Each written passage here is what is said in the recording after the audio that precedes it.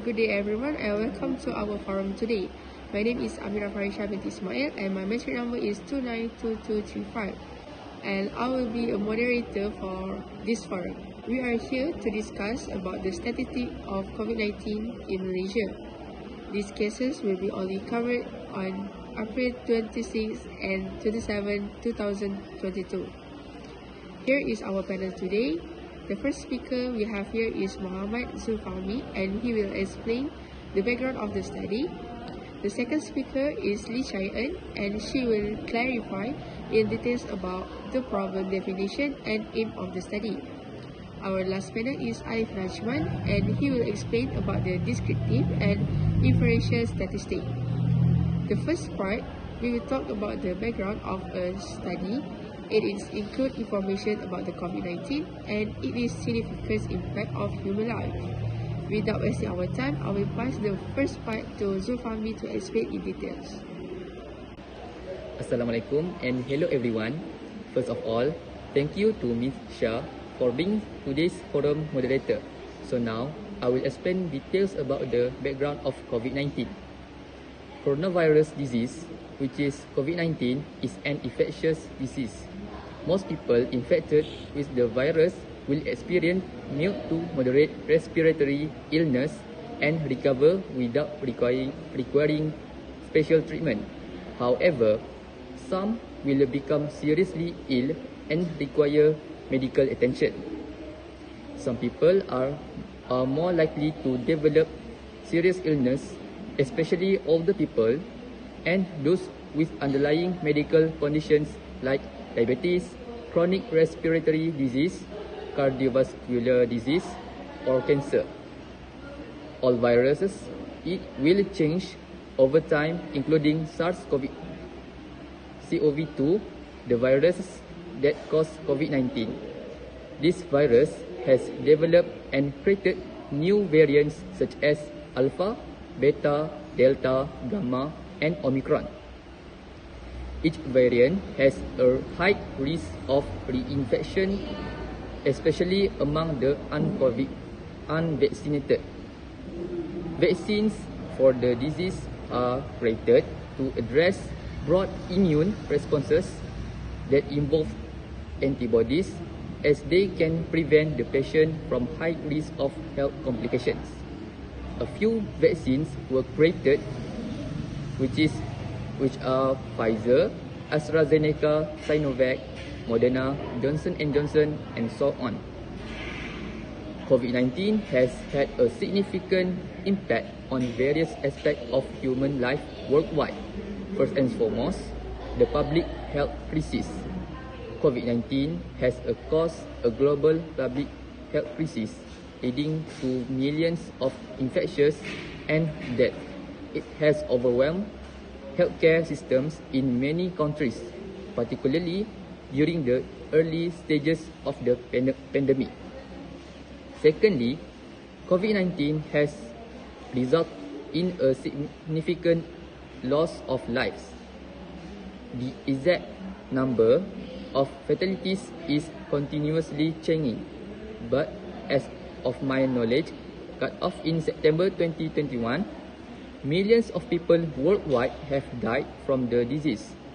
Thirdly, the pandemic has caused severe economic disruption globally. Lockdown measures, travel restrictions, and social distancing guidelines have led to the closure of businesses, job losses, and financial hardships for individuals and industries. Many countries experience recession and significant declines in economic growth. Additionally, education disruption are also the impact of COVID-19, where it forced the closure of schools and educational institutions worldwide, disruption the education of billions of students. Many institutions transition to online learning, but access to online education vary, affecting educational outcomes and exacerbating existing inequalities. Moreover, COVID-19 causes travel restrictions and tourism impact, To contain the spread of the virus, many countries impose travel restrictions, including border closures and quarantine measures. The tourism industry, which heavily relies on international and domestic travel, suffered immensely with a decline in visitor numbers, hotel closures, and job losses. Last but not least, mental health challenges. The pandemic has had a profound impact on mental health. Isolation, fear, grief, and uncertainty have contributed to increased levels of stress, anxiety, and depression worldwide. Access to mental health service became crucial during this time. Thank you. Thank you, Fahmi. That was a great explanation about background of COVID-19. On this part, we can conclude that they have a lot of symptoms for us to identify if we get affected by COVID-19. Besides, they also have a lot of variants such as Alpha, Beta, Delta, Gamma, and Omicron. So, one of the ways to overcome this virus is we can take a vaccine to reduce the risk of infection. That's all for part 1. Let's move on to the next speaker, Lee Chai-eun, and she will discuss the problem definition and aim of the studies. Thank you, Misha. First, I would like to talk about the problem definitions and the end of the study. The problem definition statement in the report is a brief statement that clearly identifies the problem or issue that the report aims to address. The aim of the study is a statement that outlines the specific objective of the report, explaining what the report aims to achieve and investigates the relationships between two objectives we want to develop. Both the problem definition statement and the aim of study are important elements in the report's background sections that help to focus the report on the specific problem or issue and provide a clear direction for the reader. The article from the Ministry of Health in Malaysia 2022 aims to investigate the relationship between the number of cases COVID-19 and status severity of illness and the number of citizens in Malaysia injecting the vaccine. The report seeks to address the problem of the high cases of respiratory disease caused by coronavirus. The patient who is infected with the virus COVID-19 can be categorized with 5 levels to distinguish the severity of illness. The article highlights the status of case about the citizens in Malaysia who are infected COVID-19 increasing in the category of mild and decreasing in the category of serious. This fact can prove that the citizens infected COVID-19 who are injected with the vaccine and booster will recover in a short time because they can enhance the immunity of the body. One of the end of the report is the number of cases COVID-19 is status severity of illness. The citizens in Malaysia who are infected COVID-19 can be categorized with 5 levels to distinguish the severity of illness. The first level in this category does not have any symptom. The second level is mild symptom, no pneumonia, and the third level is the patient have the lung infection. The level 4 and 5 can be categorized in serious condition. The symptoms of level 4 are in addition to lung infection, patient also need oxygen. And the most serious condition in level 5 is the patient has a lung infection and requires intensive treatment in the ICU. By doing so, the report can help to inform the status of COVID-19 in Malaysia to be aware of the citizen well-being in preventative measures. Another aim of the report is to promote greater awareness of vaccine and understanding of the importance of vaccine. No matter what type of vaccines like Sinovac, Pfizer, or AZ, all of these vaccines can give a strong effect in enhancing the body immunity and decrease the risk of death with COVID-19. By providing a comprehensive overview of the state of vaccine injected in one country, the reporter can help to foster informed discussions and motivate the citizen to take the vaccine in Malaysia. In summary, the Ministry of Health in Malaysia 2022 seeks to address the problem of this article by providing a comprehensive overview of the state in case of respiratory disease caused by coronavirus. The report aims to increase awareness of vaccine and understanding of the importance of vaccines. The data of citizens who took the vaccine influenced the severity of illness about the COVID-19 on 26 April 2022 and 27 April 2022. Thank you. This is all for my part. Thank you, Chayan, for explaining the problem definition and aim of the study. Now, our third speaker, Najman, will discuss the population and sample of this report and the primary and secondary data in the report. Descriptive and inferential statistics. First, population and sample. The definition of population is a collection of all individuals or items under consideration. In this research, the population is Malaysian citizens who are infected with COVID-19. Sample can be defined as a smaller, manageable version of a large group. It is a subset containing the characteristic of a large population. In this research, we are using Malaysia's local citizens as a sample reference. Second, we move primary data and secondary data. Primary data refers to original data that is collected first-hand by a researcher or an organization for a specific purpose or research objective. It is gathered directly from the source or through direct interaction with individuals or entities being studied. Primary data is considered to be more reliable and accurate since it is collected directly for the specific research project at hand. There are various methods used to collect primary data, including survey, interviews, observation, experiment, and focus group. While secondary data refers to data that has been collected by someone else or for a different purpose than the current research or analysis. It is not collected first-hand by the researcher but rather obtained from existing source. These sources may include government sources, online database and repositories and websites. The report on the situation of COVID-19 in Malaysia on April 26 and 27, 2022 by the Ministry of Health Malaysia has used primary data and secondary data to show the statistics of the type of cases and cases of COVID-19 according to categories 3, 4, and 5 on birth dates. The source used to collect primary data are focus group and surveys. Focus group are used to clearly define research objectives specific to COVID-19. This can include topics such as the impact of the outbreak on individuals, their experience with testing or vaccination, perception of public health measures, or attitude towards source of information on COVID-19.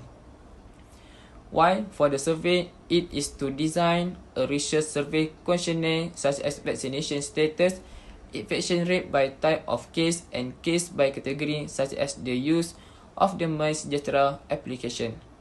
This application also allows the Ministry of Health to obtain information more quickly and accurately. People can update their status to enable the Ministry of Health to get the latest status in addition to direct reports of patients from hospitals and health clinics, which are continuously updated by Ministry of Health. Secondary data is sourced from government source, database and online repositories and websites. These sources are selected based on the official website of the Malaysian Ministry of Health, which shows the statistics of the COVID-19 situation on the 26 and 27 of April in 2022. 9484 recovered cases, 4339,521 cumulative cases, new cases as many as 3361 cases, 4436921 cumulative cases, 6 imported cases, 4 citizen and 2 non-citizen, local cases of 3355 cases, 3221 citizen and 134 non-citizen. Cases requiring treatment in the intensive care unit ICU as many as 101 cases, 55 confirmed cases of COVID-19 and 46 suspected probable and cases under investigation. And cases required respiratory assistance as many as 63 cases, 35 confirmed cases of COVID-19, 28 suspected cases possible and cases under investigation, while the 30 newly reported cases of COVID-19 category 3, 4 and 5, namely 14 cases were not vaccinated or not yet fully vaccinated. 10 cases had received 2 doses of the COVID-19 vaccine but had not yet received booster dose. 6 cases received a booster dose. 16 cases aged 60 years and above. 70 cases had comorbidities and 1 case was a mother pregnant. Next, on April 27, the Ministry of Health announced 6900 recovered cases, 4346421 cumulative cases, 3471 new cases, 4440,383 cumulative cases, 10 imported cases, 10 national, 3461 local cases, 3324 national, and 137 non-citizen. Case requiring treatment in the intensive care unit ICU, as many as 98 cases, 56 confirmed cases of COVID-19, 42 suspected probable and cases under investigation, and cases requiring assisted breathing as many as 63 cases, 33 confirmed cases of COVID-19, 30 suspected cases possible and cases under investigation, while the 30 newly reported cases of COVID-19 category 3, 4 and 5, namely 5 cases were not vaccinated or not fully vaccinated, 13 cases had received 2 doses of the COVID-19 vaccine but had not received a booster dose, 9 cases had received a booster, 13 cases aged 60 years and above, and 14 cases had comorbidities. Thank you, Najman, for explaining the primary and secondary data source and their collecting method. To make it clear, we can understand that primary data refers to the first-hand data collected by the researcher himself, and secondary data means data collected by someone else earlier. Lastly, for the variables and scale of measurement of the report, we would like to ask Lee Chai-en to discuss that part. Thank you again, Shah. In the report on the situations of COVID-19 in Malaysia on April 26 and 27, 2022, a discrete variable has been used. A discrete variable is a type of variable that takes a finite or countable number of distinct values. It represents data that can only assume specific numerical values and has not intermediate values between those specific points. All cases that have been recorded will be registered by the Malaysian Ministry of Health every day, such as recovered case, new case, imported case, local case, case requiring treatment in the intensive care unit ICU, and a case requiring respiratory assistance. While case according to category 3, 4, and 5 consists of those who are not vaccinated or incomplete, has received 2 doses of the vaccine but have not received a booster dose, have received a booster dose, are aged 16 years and older and have comorbidities. Besides that, nominal scale is a measurement scale used to categorize or classify data into distinct groups or categories without any inherent order or numerical value.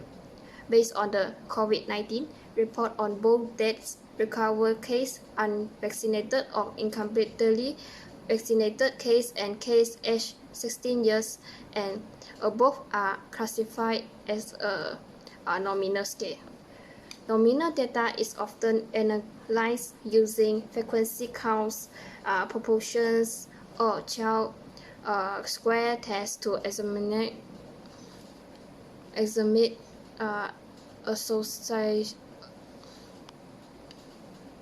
association between variables.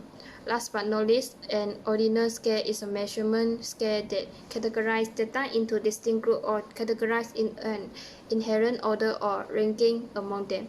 The categorized in an ordinal scale have a meaningful squares, but the difference between the categorized may not be equal or quantifiable.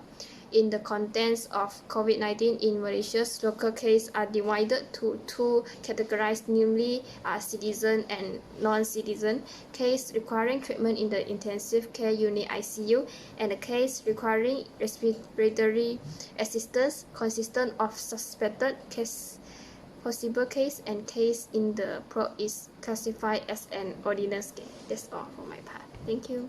Thank you, Cheyenne, for providing us with valuable insight into the variables and their characteristics. As we ask the scale or measurement used in the report, it is clear that a variable is a characteristic that can be measured and that can be assumed different values. For example, like height, age, income, province, and the country of birth. Variables may be classified into two main categories. The first one is categorical, and the second one is numeric.